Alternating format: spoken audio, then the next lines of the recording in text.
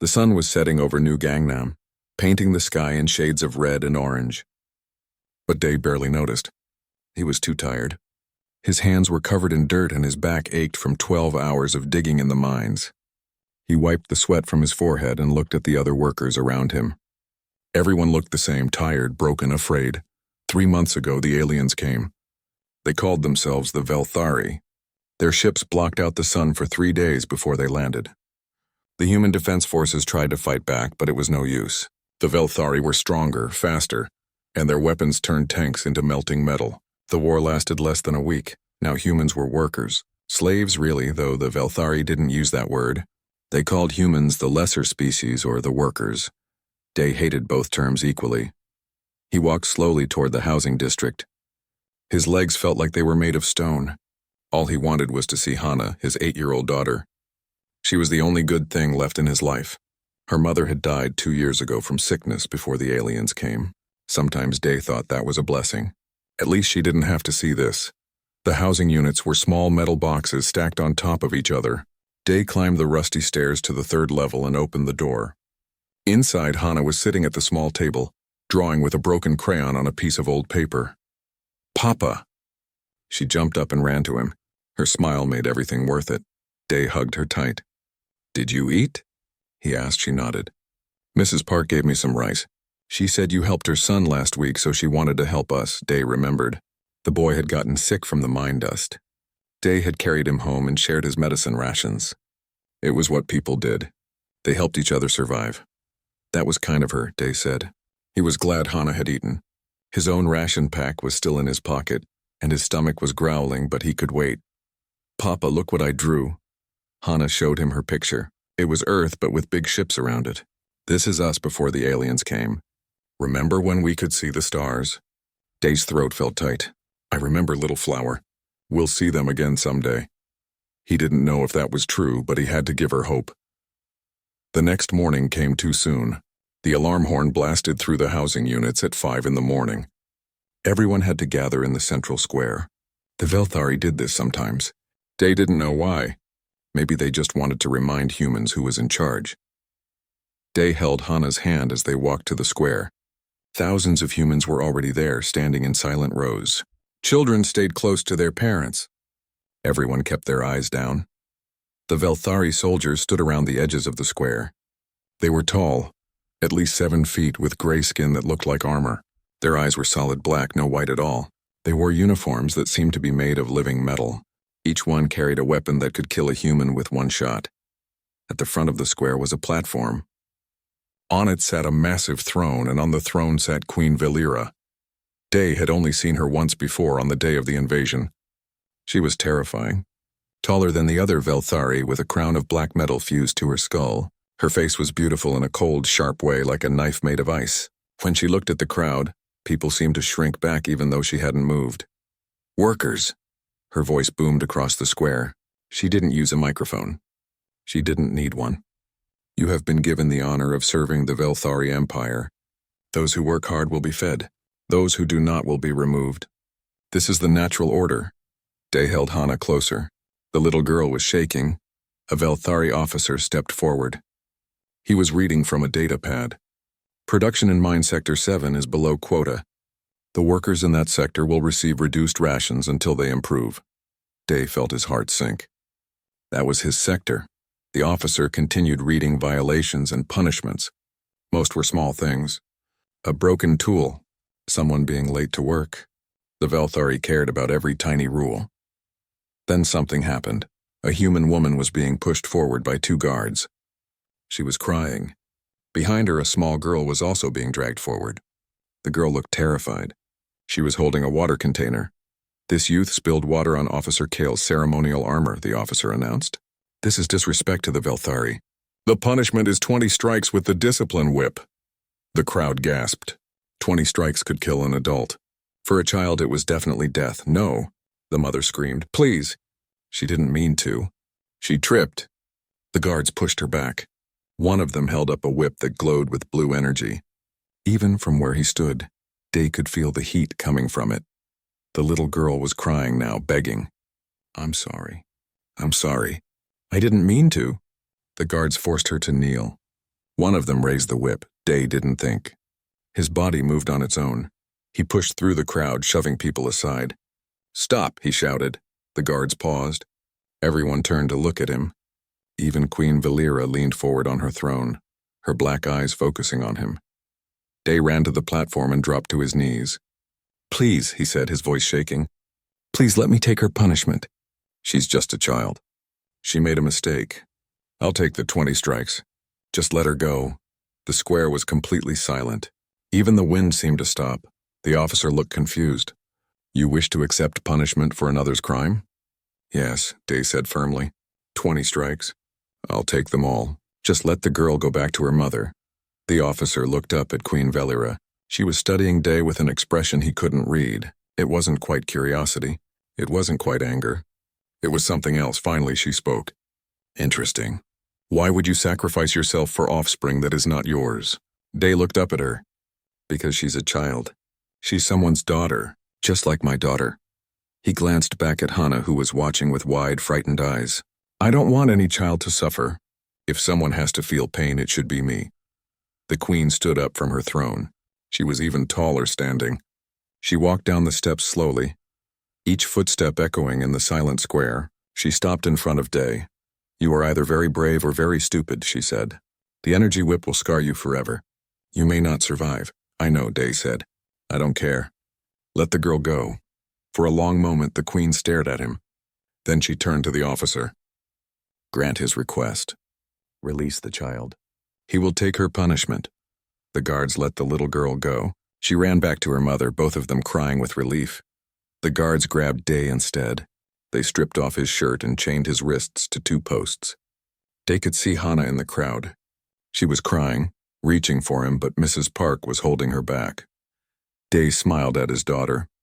He wanted her to know he was okay. He wanted her to be brave. "Count them," the queen ordered. The first strike hit his back like lightning. Pain exploded through his body. Day bit down hard, refusing to scream. He kept his eyes on Hannah. 2, 3, 4. The pain was unbelievable. His back felt like it was on fire. He could smell his own flesh burning. 5, 6, 7. He smiled at Hannah through the tears. "Stay strong, little flower," he thought. 8, 9, 10. His vision was starting to blur, but he didn't scream. He wouldn't scream. He had to show Hannah that sometimes love meant being strong. 11, 12, 13. From somewhere far away, he heard the queen's voice. He hasn't made a sound. 14, 15, 16. The world was turning gray. But he could still see Hannah's face. 17, 18, 19, almost done. 20. Day's body went limp. The chains on his wrists were the only things holding him up. Darkness swallowed him, but his last thought was, "Hannah is safe. That's all that matters." Day woke up slowly. Everything hurt. His back felt like someone had laid hot coals across it. He tried to move and gasped at the sharp pain that shot through his body. "Don't move," a soft voice said. "The gel needs time to work." Day opened his eyes. He was lying on his stomach in a white room. The walls were smooth and clean. Too clean. This wasn't the medical tent where workers usually went. This was something else. A Velthari female was standing next to his bed, but she was smaller than the soldiers. She wore a white uniform with strange symbols on it. "Where am I?" Day asked. His voice was rough, like he had been screaming. Maybe he had.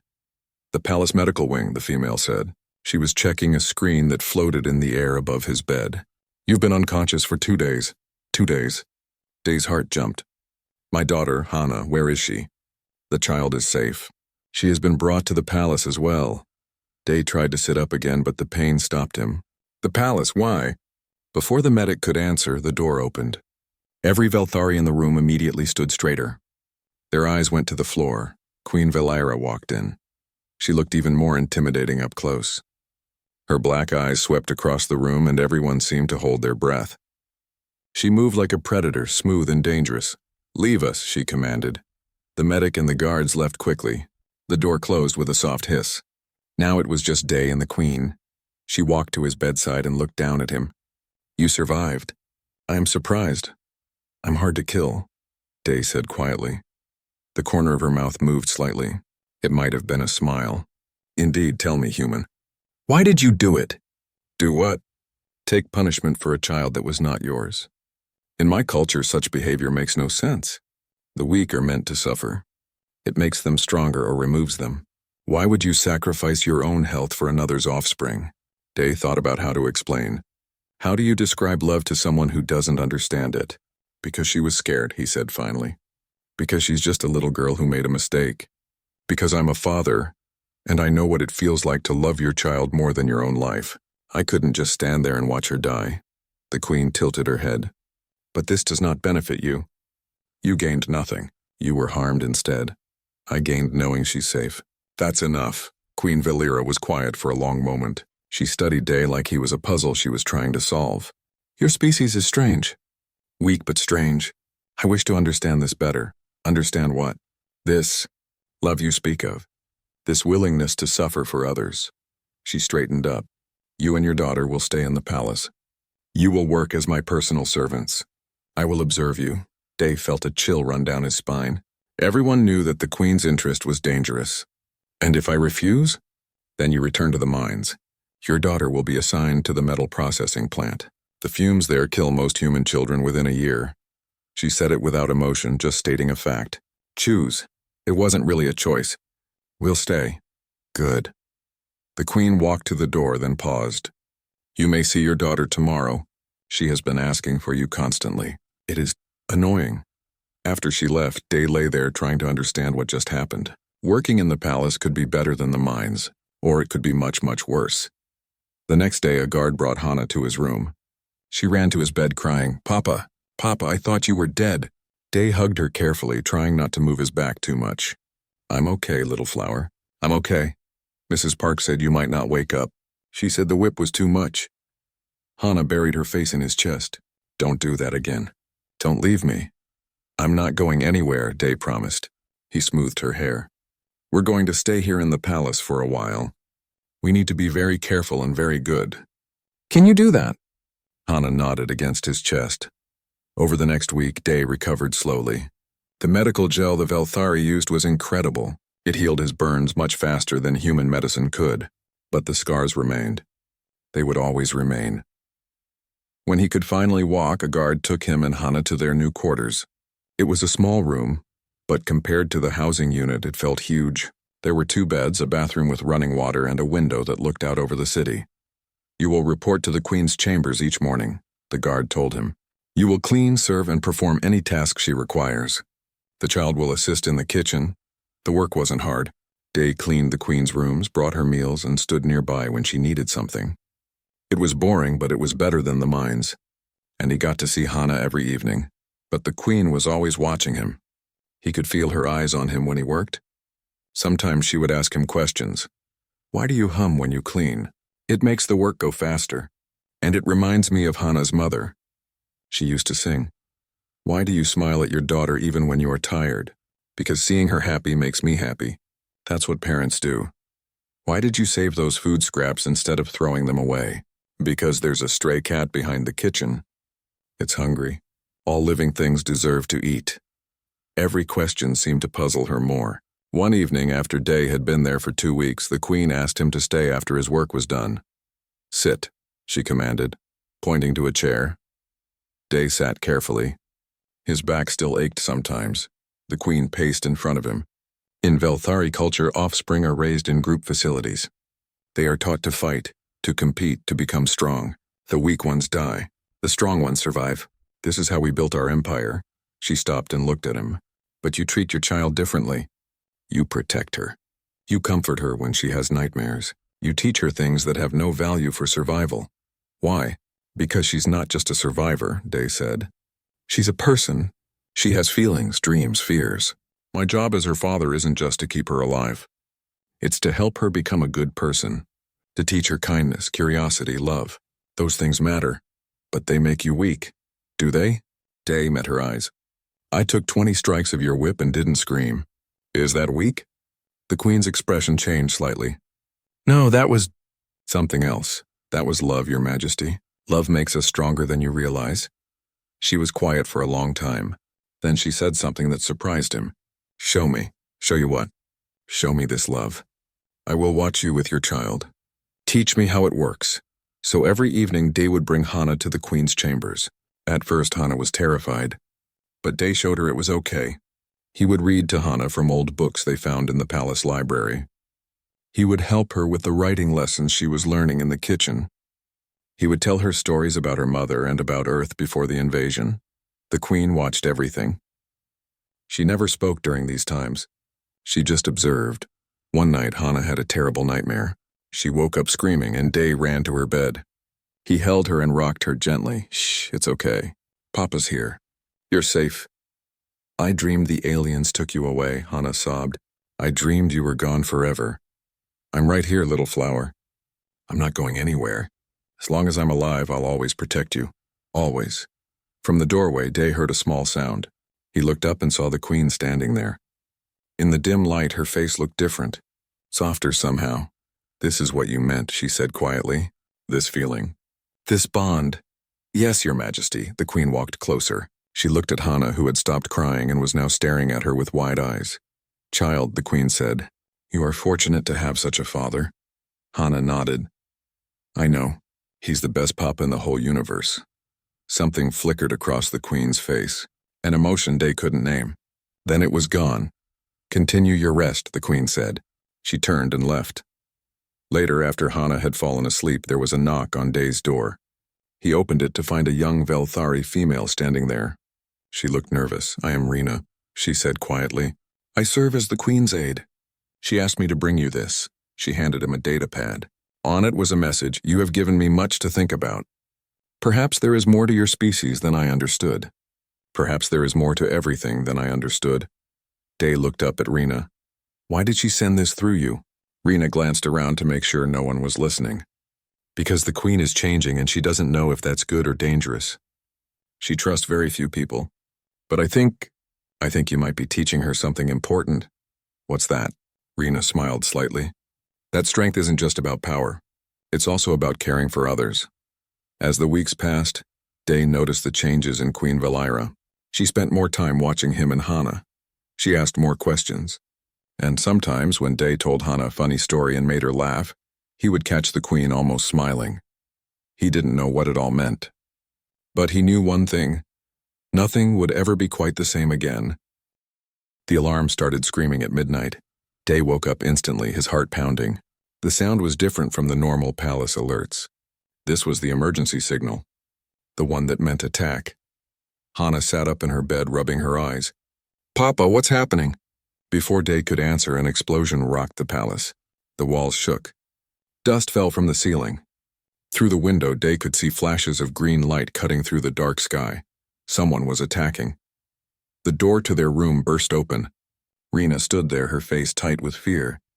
"Come with me, now! The Kreth swarm is here." "The who?" Day grabbed Hana and followed Rena into the hallway. "A rival faction.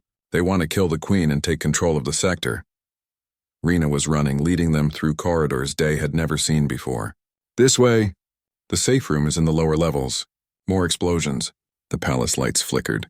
Somewhere in the distance, Day heard the sound of weapons firing and Velthari warriors shouting commands. They ran down a staircase, Rena in front and Day carrying Hana. Other servants were fleeing too, both Velthari and human, all rushing toward safety.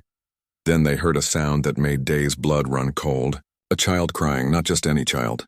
Multiple children. "Keep going," Rena shouted, but Day had already stopped. "Those are kids," he said. "Where are they?" "The royal nursery. The Queen's daughters. But we can't." Another explosion, much closer this time. Part of the ceiling collapsed behind them, blocking the staircase. Smoke filled the air. "We have to go the other way," Rena coughed. "Through the east wing." "That's where the crying is coming from," Day said. Rena grabbed his arm. "If we go there, we might not make it to safety. The Kreth soldiers are in that section." Day looked down at Hana. She was terrified, clinging to him. Then he looked toward the sound of the crying children. He thought about the little girl in the square, the one he saved from the whip. He thought about every lesson he'd taught Hana about helping others. "Take Hana to the safe room," he told Rena. "Papa, no." Hana grabbed his shirt. "Don't leave me." Day knelt down and looked into his daughter's eyes. "Listen to me, little flower. There are children who need help. I have to try. But I need you to be brave and go with Rena. Can you do that for me? Tears streamed down Hana's face, but she nodded. Promise you'll come back. I promise. Day hugged her tight, then gently pushed her toward Rena. Keep her safe. Rena looked at him like he was crazy, but she nodded. The nursery is on the 3rd level west corridor. May luck follow you, human. Day ran toward the crying. The west corridor was a mess. Walls had holes blown in them. Smoke made it hard to see. Bodies of Velthari guards lay on the floor. Day tried not to look at them as he ran past. The crying got louder. He followed it to a large door that was half collapsed. Through the gap, he could see a room with small beds and toys scattered everywhere. And in the corner, 3 small Velthari children huddled together. 2 of them were very young, maybe 4 or 5 years old. The 3rd was older, maybe 8. She was holding the 2 younger ones and trying to be brave, but Day could see she was terrified. Hey, Day said softly, climbing through the gap in the door. It's okay. I'm here to help. The older girl hissed at him, showing small, sharp teeth. Stay away, human. I know you're scared. But this place isn't safe. I need to get you out. Why would you help us? We are Velthari. You are nothing. Day moved closer slowly, keeping his hands where she could see them. Because you're children. And children need adults to protect them. That's just how it works. One of the younger children was bleeding from a cut on her arm. Day's medical training from his mining days kicked in. She's hurt. Let me help her. The older girl looked at her injured sister, then at Day. Slowly, she nodded. Day tore a strip from his shirt and gently wrapped it around the small girl's arm. She whimpered but let him work. What's your name? He asked the older girl. I am Kira. These are my sisters, Mela and Sora. We are the Queen's daughters. Day's hands froze for a second. These were Queen Valera's children. Then he finished tying the bandage. Well, Kira, Mela, and Sora, I'm Day, and we need to leave right now. Another explosion, even closer. Part of the ceiling started to crack. Come on. Day scooped up the 2 younger girls. Kira, hold on to my shirt! They ran back into the corridor. The smoke was thicker now. Day could hear weapons fire ahead of them. The Kreth soldiers were getting closer. Which way? He asked Kira. The servants' passage. Behind the tapestry! Kira pulled aside a large hanging cloth on the wall, revealing a narrow passage. They squeezed inside just as Kreth soldiers appeared at the end of the corridor. The passage was dark and tight. Day had to crouch to fit. The little girls were crying quietly. Kira led the way, her eyes seeing better in the darkness than Day's could. Where does this go? Day whispered. To the throne room. Mother will be there. She always defends from the throne. They moved through the passage for what felt like forever. Day's back ached from crouching. His lungs burned from the smoke he'd breathed. But he kept going. Finally, they reached another tapestry. Kira pushed it aside and they emerged into a large hall. At the far end, Day could see the throne room. And he could see Queen Valera. She was magnificent and terrifying. She wore full battle armor and wielded a massive blade that glowed with energy. Around her, a dozen of her elite guards fought against twice as many Kreth warriors. The Kreth looked like the Velthari, but with red skin and extra arms. They were brutal and fast. Mother! Kira screamed. The queen's head snapped around. Her eyes went wide when she saw her daughters. Kira, how? A Kreth soldier saw the children? He turned and ran toward them, raising his weapon. Day didn't hesitate. He pushed the girls behind him and grabbed a metal rod from the rubble on the floor. It wasn't much of a weapon, but it was all he had. The Kreth soldier laughed. A human? You think you can stop me? I don't have to stop you, Day said. I just have to slow you down. The soldier swung his blade. Day dodged and hit him in the side with the rod. It didn't do much damage, but it made the soldier stumble. Day hit him again and again, using every dirty fighting trick he'd learned in the mines. But the soldier was stronger. He grabbed Day and threw him against the wall. Pain exploded through Day's body. The soldier raised his blade for a killing strike. Then a spear of light went through the soldier's chest. He fell, and behind him stood Queen Valera. Her eyes were blazing with fury. No one touches what is mine, she growled. She turned to her daughters, and for a moment her fierce expression softened. Are you hurt?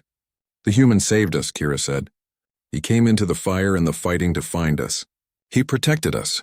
The queen looked at Day, who was struggling to stand. Something passed between them. Understanding. Respect.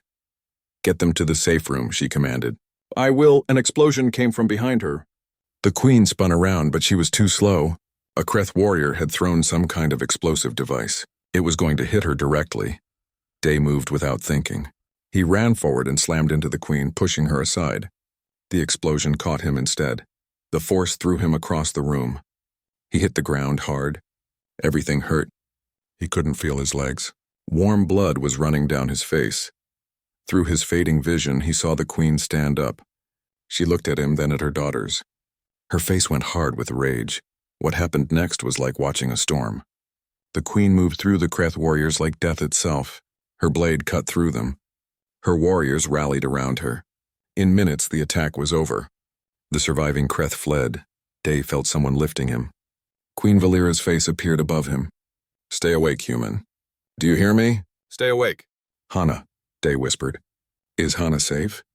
The queen's expression shifted. "Your first thought is for your daughter, not for yourself." "Not even now," always, Day managed to say. "Always her first. She is safe," the queen said firmly. Rena reached the safe room. "Your daughter is unharmed." Day smiled. "Good, that's good. Why?" the queen asked urgently. "Why did you save my daughters? Your people suffer under my rule. You could have left them. You could have let me die. Why did you protect us?" Day's vision was getting darker, but he needed her to understand. "Because they're children. Because they were scared. Because that's what we do.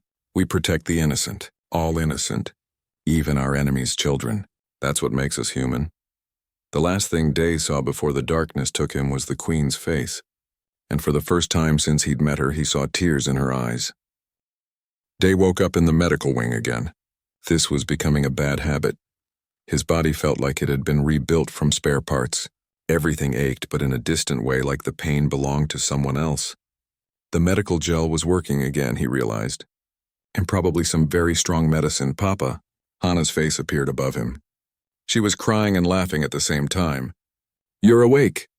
You're finally awake." "How long?" Day asked. His voice sounded rusty. 5 days, said another voice. Queen Valera stepped into view. She looked tired, which was strange. Day had never seen her look anything but powerful. "You were very badly injured. My personal physicians worked around the clock to save you." Day tried to sit up, but his body wouldn't cooperate. "Your daughters. Are they? They are safe, thanks to you." The queen moved closer. "Kira speaks of nothing else. How the human ran through fire to save them. How you protected them with your own body." She paused. "You have done something I thought impossible." "What's that?" "You made me question everything I believe." Over the next 2 weeks, as Day recovered, the palace felt different. The Kreth attack had been defeated, but it had changed things. The other Velthari looked at Day differently now, some with respect, others with suspicion. A human had saved the queen's daughters. That was not supposed to happen. The queen visited him every day. Sometimes she brought her daughters. Kira would sit next to his bed and tell him stories about Velthari history. Mela and Sora, the younger ones, would bring him drawings they made. They were strange, alien drawings, but they made Day smile. Hana got along with them surprisingly well. She taught them human games. They taught her Velthari songs. It was odd and beautiful to watch. One evening, after the children had been taken to bed, the queen stayed behind. She looked nervous, which was terrifying. Queens shouldn't look nervous. "There is something I must tell you," she said. "In my culture, when someone saves the life of a queen's offspring, they are owed a great debt. You saved 3. I owe you everything." "You don't owe me anything," Day said. "I did what anyone should do." "But they wouldn't, that is the point." The queen sat down, which shocked him. She never sat in his presence. They were supposed to have different ranks. "Day, what you have shown me these past months has broken something in my mind. Or perhaps fixed something that was always broken. I don't understand. My people built an empire on strength and domination. We believed the weak must be crushed. But you are not weak. You survived the energy whip. You ran into battle to save children that were not yours. You pushed me aside and took an explosion meant for me. These are not the actions of a weak being." She looked at him with those black eyes, and Day saw something he never expected to see there. Uncertainty. You are strong, but your strength comes from love, not hate, from protecting, not destroying. She took a breath. "I want to understand this strength. I want to learn it. I want you to teach me. I'll help however I can. Day said carefully. No, you do not understand. The queen stood up and walked to the window. I want you to be my consort, my mate. I want you by my side helping me lead, helping me change our ways. Day's mind went blank. Had she really just... If you accept, the queen continued, you and your daughter would become royalty. You would have power to improve the lives of all humans in this sector. You could change everything. It sounded too good to be true. Because it was. What's the cost? Day asked quietly. The queen turned to face him. You would need to undergo the genetic bonding. It would make you part Velthari. Stronger, longer lived. You would become one of us. Would I still be human? In part, but you would be changed. There is no way to reverse it. Day lay there thinking. He could save his people, give Hana a better life, change an entire empire. All he had to do was stop being fully human. I need time to think, he said. The queen nodded. You have 3 days. Then I must have your answer. After she left, Day stared at the ceiling. What should he do? What could he do? Hana came to visit later. She climbed onto his bed carefully, avoiding his injuries. Papa, what's wrong? You look sad. I'm just thinking, little flower. About what? How could he explain this to an 8-year-old? If you could help a lot of people but you had to give up something important to do it, would you? Hana thought about it seriously. What would you have to give up? Part of who I am, but you'd still be my papa? Always. That would never change. Hana hugged him carefully. Then I think you should do what your heart says. Mama always told me that our hearts know the truth even when our brains are confused. You taught me that love is the most important thing. So whatever you choose, choose with love. Day hugged her back, amazed at how wise his little girl was. That night, Rena came to his room. She looked around to make sure they were alone, then spoke quickly and quietly. There are humans in the palace. They want to speak with you. They say it's urgent. What humans? Resistance fighters. They've been planning an uprising. They heard about what you did, how close you are to the queen now. They think you can help them. Dave felt his stomach drop. How would I help them? They want you to sabotage the palace defenses from the inside. Open the gates. Let them in. They plan to kill the queen and take control of the sector. That's suicide. The Velthari would crush them. They think it's worth the risk. They're tired of being slaves. Rena's face was serious. Will you meet with them? Day didn't want to, but he had to hear what they had to say. Yes, but not here. Somewhere safe. 2 nights later, Rena helped him sneak out of the medical wing. They went through servant passages to a storage room deep in the palace basement. 3 humans were waiting there. One of them was a woman about Day's age. She had scars on her face and arms. Her eyes were hard. I'm Yuna, she said. I was a soldier before the invasion. Lost my husband and son in the first week. Been fighting ever since. I'm sorry. Day said sincerely. Sorry doesn't help. Action helps. Yuna stepped closer. We know the queen wants you as her consort. You could have access to everything. Security codes, defense systems. You could help us take back our freedom. By killing her, she's a tyrant. She's enslaved our entire planet. Yes, by killing her. Day thought about the queen, about how she watched him with Hana trying to understand love, about how she'd cried when he saved her daughters, about how she was trying to change. She's not what you think, he said. She's learning. She's questioning her own culture. If we give her time? Time? Yuna's voice rose. How much time? How many more humans have to die while she learns? My son was 6 years old when they killed him. 6, because he was too weak to work. Her pain was real and terrible. Dave felt it in his chest. I understand your anger, he said. I do, but killing her will just bring more violence. They'll send another queen, maybe worse. The cycle continues. So what's your solution? Marry her and pretend everything is fine? No, I change things from the inside. I teach her. I help her see that treating humans as equals makes her empire stronger, not weaker. Real change, lasting change. Yuna laughed bitterly. You really think you can change a monster? She's not a monster. She's a person who was raised in a broken system. People can change. I've seen it happen. And what if you're wrong? What if she's just using you? Then I've lost nothing. But what if I'm right? What if we can create real peace without more bloodshed? The other 2 resistance members looked uncertain. But Yuna was unmoved. You have 3 days to decide whose side you're on. Help us, or get out of our way. They left through a different exit. Day stood there in the darkness, feeling trapped. When he got back to his room, the Queen was waiting. His heart stopped. "I know about the resistance," she said calmly. "I know they contacted you." Day said nothing. What could he say? "I have spies everywhere. Do you think I didn't know about their plans?" She walked toward him. "The question is, what did you tell them?" "I told them killing you would solve nothing." And they did not accept this answer. "No." The Queen was quiet for a moment. "My council wants me to arrest them all. Execute them as a warning. They say your people need to learn their place." "And what do you think?"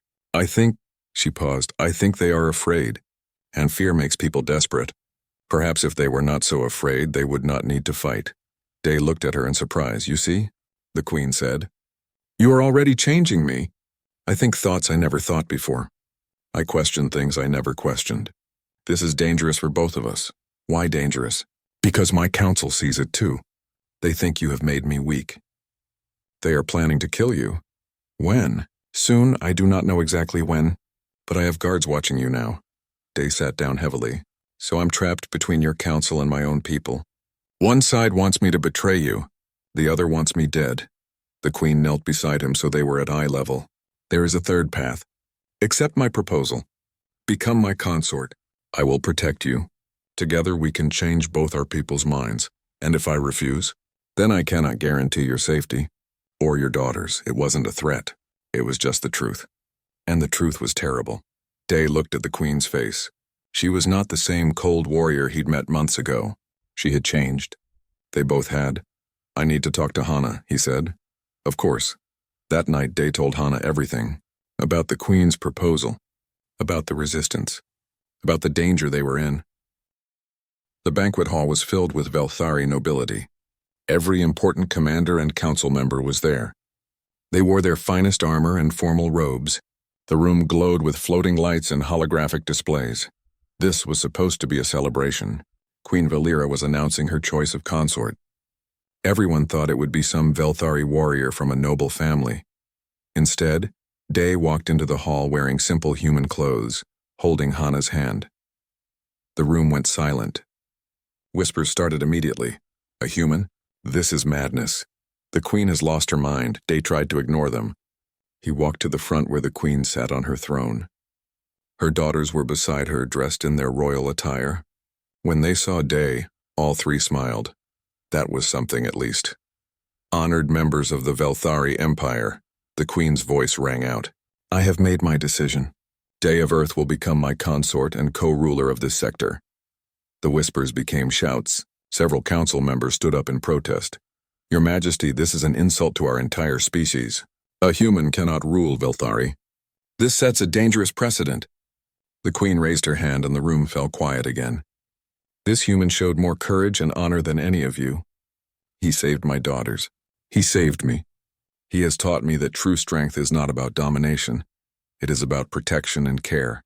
Our empire has been built on fear. Perhaps it is time to try something new." "Your Majesty," an elderly council member stood up. His name was Torvin, and he was the most powerful member of the council. "May I speak with you privately?" The Queen nodded. "We will take a short break. Day, come with me." They went to a side chamber. Torvin and 3 other council members followed. As soon as the door closed, Torvin's polite mask dropped. "You cannot do this," he said bluntly. "The council will not allow it. The council does not rule here." "I do. You rule because we support you. Remove our support and you are nothing." Torvin's eyes were cold. "This human has poisoned your mind. Made you weak. But we can fix this. Remove him, choose a proper consort, and we will forget this ever happened. And if I refuse, then we will remove both of you." It was treason. Openly spoken. Day saw the Queen's hand move toward her weapon, but he gently touched her arm. "Wait," he looked at Torvin. "You're afraid?" "All of you are. Because if I can be equal to you, then any human can. And that means your power, your special status, is based on nothing but violence. You're terrified of becoming irrelevant." Torvin's face twisted with anger. "You dare!" The door burst open. Rena ran in, her face pale. "Your Majesty, the human resistance has attacked. They've breached the outer defenses." "How?" the Queen demanded. Someone gave them the security codes. "They're storming the palace." Everyone ran back to the banquet hall. Through the windows, Day could see explosions in the distance. The sound of weapons fire echoed through the palace. "Get the children to safety," the queen ordered. Guards immediately surrounded Kira, Mela, and Sora. Day grabbed Hana. "You go with them. Stay with the queen's daughters and Papa, no." "Not again! I have to help stop this." "I have to try." He kissed her forehead. "I love you, little flower." No matter what happens, the guards took the children away. The queen was already organizing her warriors, sending them to defend key areas. Torvin and his supporters stood to the side, doing nothing. They wanted this, Day realized. They either planned it or allowed it to happen. Either way, they wanted the queen dead. "I know where they're going," Day said suddenly. "The resistance." "I know their plan," the queen looked at him. "How?" "Because I talked to their leader. They're going for the throne room. They think if they kill you there, it will be symbolic. Show that humans can defeat Velthari. Then we will meet them there." "No, let me talk to them first. Let me try to stop this without more death." "They will kill you." "Maybe. But maybe I can convince them there's a better way." Day looked at her seriously. "Trust me, please," the queen searched his face. Then she nodded. 5 minutes. That is all I can give you." Day ran through the palace corridors. He could hear fighting getting closer. Finally, he reached the throne room. The main doors were blown open. Inside, Yuna and about 20 resistance fighters were waiting, weapons ready. "Day!" Yuna looked shocked. "Get out of here. We're taking the throne room, I know. That's why I'm here." Day walked forward slowly, hands raised. "This is wrong, Yuna. This won't give you freedom. It will just bring more violence. We're done talking. We're done being slaves." Yuna raised her weapon. "Move aside or die with her." "I can't do that. Why? Because you love her now? Because you've forgotten what they did to us?" "No, I remember every day. But I also know that killing her won't fix anything. There's a better way." "What way?" "Playing house with the alien queen while our people suffer? Changing things from the inside. She's already changing. She wants to make humans equal partners, not slaves. But if you kill her now, another queen will come. One who won't listen. One who will be worse." The other fighters were listening now, uncertain. But Yuna was unmoved. "You're a traitor. You chose them over us. I'm choosing peace over war. I'm choosing a future where our children don't have to fight. My child is dead. There is no future." Yuna fired. The blast hit Day in the shoulder, spinning him around. He fell to his knees, gasping in pain. "No!" The queen's voice roared from the entrance. She charged in with her warriors. Everything happened fast. The resistance fighters fired. The Velthari warriors returned fire. The throne room became a battlefield. But something strange happened. The queen's daughters ran into the middle of it all. "Stop!" Kira shouted. Her little sisters stood beside her, crying but brave. "Stop fighting!" Everyone froze. "You don't hurt children." That was a rule both sides understood. Kira walked to where Day was bleeding on the floor. She knelt beside him. "This human saved me. He saved my sisters. He ran into fire for us even though we are Velthari and he is human. He didn't ask what species we were. He just saw children who needed help." Mela and Sora joined her. Mela, the youngest, looked at Yuna with big eyes. "Why did you hurt him?" "He's nice. He tells good stories." Yuna's weapon wavered. He's one of them now." "No," Sora said. "He's just Day, Hana's papa. Our friend." Hana appeared then, having escaped from the guards. She ran to her father and threw her arms around him. "Papa, please don't die. Please." Day held his daughter with one arm, blood soaking his shirt. "I'm okay, little flower. I'm okay." The queen walked forward slowly. She looked at Yuna. "You have lost someone. I see it in your eyes. A child, perhaps?" Yuna's face crumpled. "My son, he was 6. Your soldiers killed him for being too weak to work." "What was his name?" The question surprised everyone. Yuna blinked. "Junho, his name was Junho." The queen was quiet for a long moment. Then she did something nobody expected. She removed her crown and set it on the ground. She knelt before Yuna. "I am sorry for your loss. I am sorry for all the losses my empire has caused. Your people have suffered greatly, and it is my responsibility." She looked up at Yuna. "This human Day has taught me something I did not know before. He taught me that strength without compassion is cruelty. That power without purpose is tyranny. I have been a tyrant to your people." "Yes," Yuna said, tears streaming down her face. "Yes, you have. But I wish to change, if you will allow it." The queen stood up but kept her crown on the ground. "Help me. Help me build something better. Not through war, but through cooperation. Make humans equal partners in this empire. Give your people a voice in how they are governed. Teach my people what Day has taught me. Yuna looked at Day. Is she serious? Day nodded, trying not to pass out from blood loss.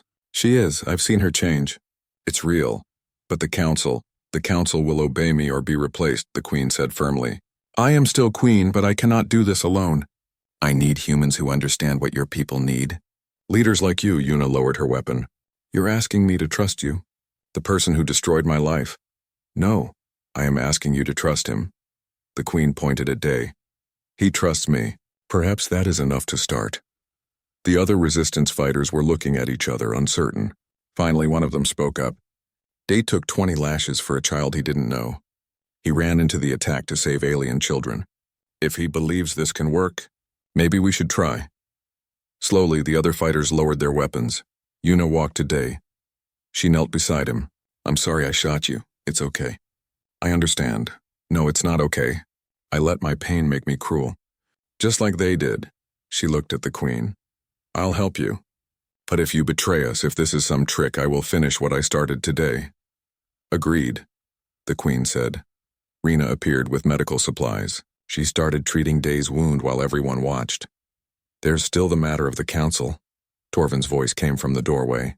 He and his supporters stood there, weapons drawn. You have shown weakness, my queen. By our laws, you must be removed. The queen faced them calmly. You are correct. By the old laws, I have shown weakness, but I am making new laws.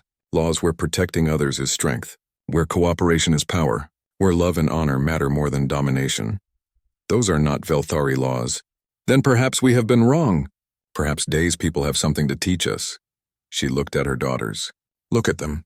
They are not afraid of humans. They see them as friends. Is that weakness?